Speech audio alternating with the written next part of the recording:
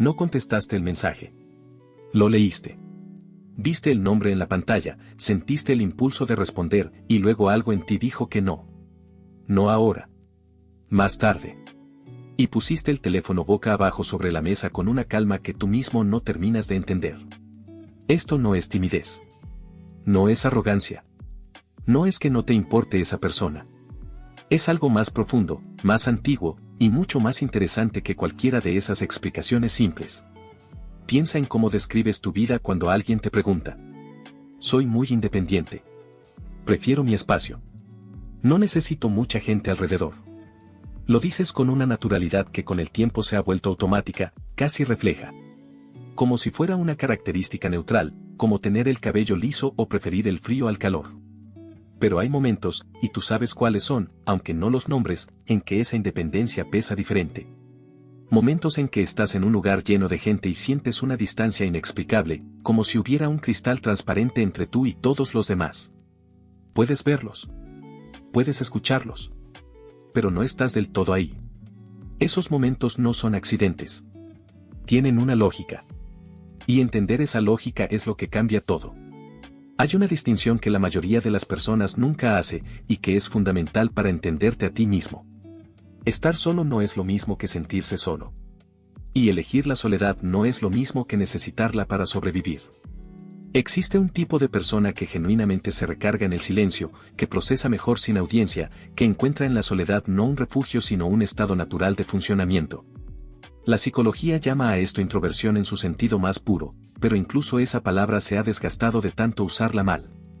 Y luego existe otro tipo de persona. Alguien que también pasa mucho tiempo sola, que también dice preferir su espacio, pero que en realidad está ejecutando algo diferente, un sistema de protección tan bien construido, tan integrado en su personalidad, que ya no parece una estrategia. Parece una identidad. La pregunta es ¿cuál eres tú? Y la respuesta honesta quizás es más incómoda de lo que esperas. Retrocede. No mucho. Solo lo suficiente. Piensa en algún momento de tu infancia o adolescencia en que necesitaste a alguien y esa persona no estuvo disponible. No hablo de abandono dramático.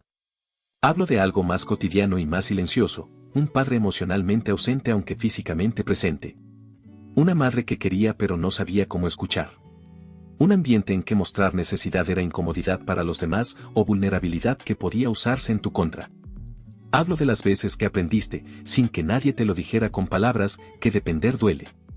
Ese aprendizaje no se borra. Se archiva. Y desde ese archivo, tu sistema nervioso opera con una regla que lleva años guiando decisiones que crees que son tuyas. Si no necesitas, no puedes perder. Hay un concepto en psicología del desarrollo que describe exactamente esto, y cuando lo escuchas por primera vez, algo encaja. Se llama apego evitativo. No es un diagnóstico. No es un defecto. Es un estilo de vinculación que se forma en los primeros años de vida como respuesta adaptativa a un entorno en que las necesidades emocionales no eran bienvenidas o no recibían respuesta consistente. El niño que aprende que llorar no trae consuelo, o que pedir atención genera rechazo o incomodidad en el adulto, hace algo extraordinariamente inteligente, desactiva la señal. Aprende a no necesitar, o más precisamente, aprende a no mostrar que necesita. Y con el tiempo, esa supresión se vuelve tan automática que deja de sentirse como supresión. Se siente como carácter. Te sientes fuerte. Autosuficiente. Poco dado al drama. Y en parte lo eres. Pero también es posible que hayas pagado ese precio con algo que no registras porque lleva demasiado tiempo ausente, la capacidad de dejarte sostener por otro sin que todo en ti quiera salir corriendo. Volvamos al presente.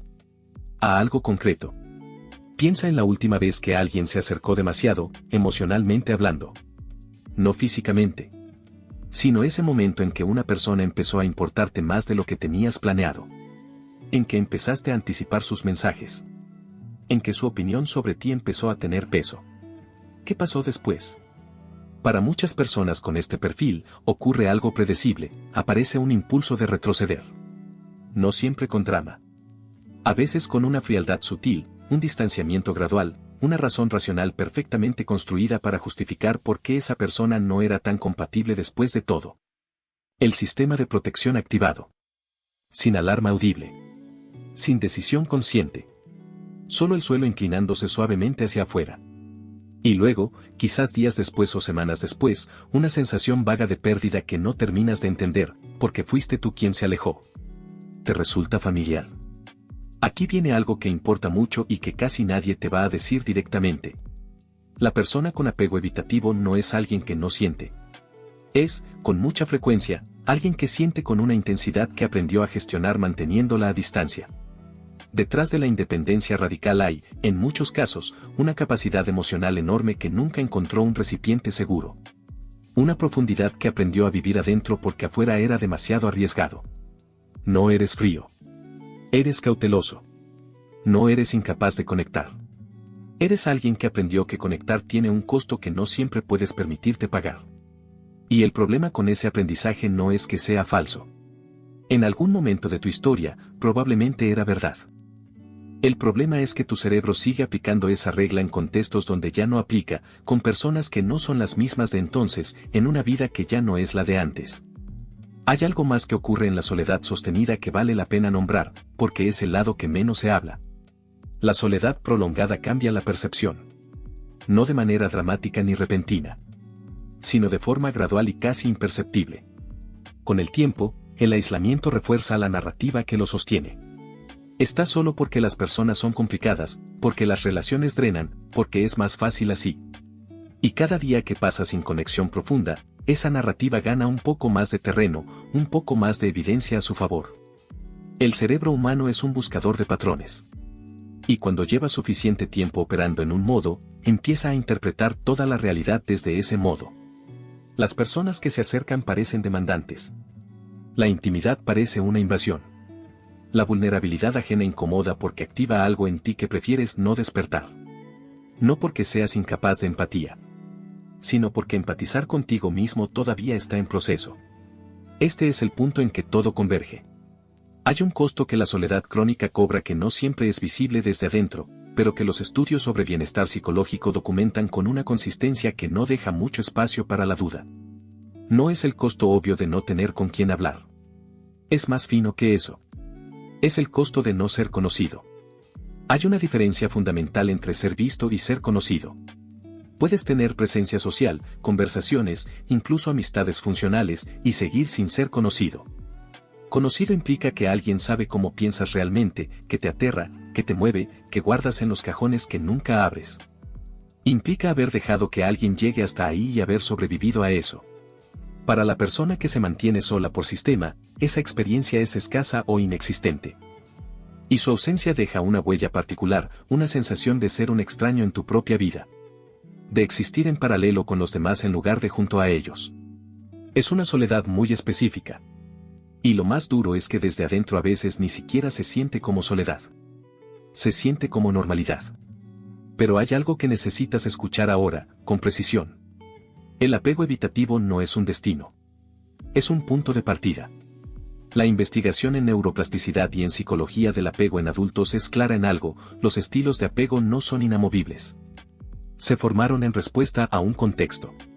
Y cuando el contexto cambia, o cuando la persona desarrolla conciencia suficiente sobre sus propios patrones, el sistema puede aprender algo nuevo. No de golpe. No con una revelación que lo cambia todo en una tarde. Sino con exposición gradual a experiencias que contradicen la regla antigua. Con relaciones que ofrecen consistencia donde antes hubo inconsistencia. Con la práctica, muchas veces incómoda, de pedir algo pequeño y descubrir que el mundo no colapsa. Con aprender a tolerar la cercanía en dosis que el sistema pueda procesar, en lugar de cerrar todo porque la dosis máxima resulta abrumadora. Volvamos a ti. Al teléfono boca abajo sobre la mesa.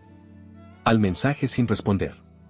A la persona al otro lado esperando, sin saber que hay toda una arquitectura interna entre tú y ese mensaje. No tienes que responder ahora mismo si no puedes. Pero sí vale la pena que te hagas una pregunta honesta, no para torturarte, sino para entenderte. ¿No contestas porque genuinamente no quieres conexión? ¿O no contestas porque la posibilidad de quererla te resulta más aterradora que la soledad que ya conoces? Hay una diferencia enorme entre esas dos respuestas. Y solo tú puedes saber cuál es la verdadera. La soledad elegida desde la libertad es una forma válida y rica de habitar el mundo. Hay personas que genuinamente florecen con poco contacto, que construyen vidas plenas en el silencio, que no necesitan multitudes para sentirse completas. Eso existe. Es real. Y no tiene nada de malo. Pero la soledad elegida desde el miedo se parece mucho a esa desde afuera y desde adentro se siente igual por años, hasta que deja de sentirse como elección. La diferencia no está en cuánto tiempo pasa solo. Está en si podrías no estarlo. En si la puerta está cerrada porque tú lo decidiste o porque aprendiste hace mucho tiempo que cerrarla era la única manera de estar seguro, y nunca revisaste si eso sigue siendo cierto. El teléfono sigue ahí. Boca abajo. El nombre de esa persona todavía en la pantalla cuando lo levantas. Y esta vez, antes de ponerlo otra vez boca abajo, te quedas un segundo más con la incomodidad. No la resuelves. No la eliminas. Solo la miras. Le das un segundo de existencia consciente antes de decidir qué hacer. Eso, aunque no parezca gran cosa, es exactamente donde empieza algo diferente. No en una transformación dramática. No en abrirte de golpe a todo lo que siempre has evitado. En un segundo más con la incomodidad de lo que significa querer ser conocido. Y en saber que ese querer, aunque lo hayas guardado durante mucho tiempo, todavía está ahí.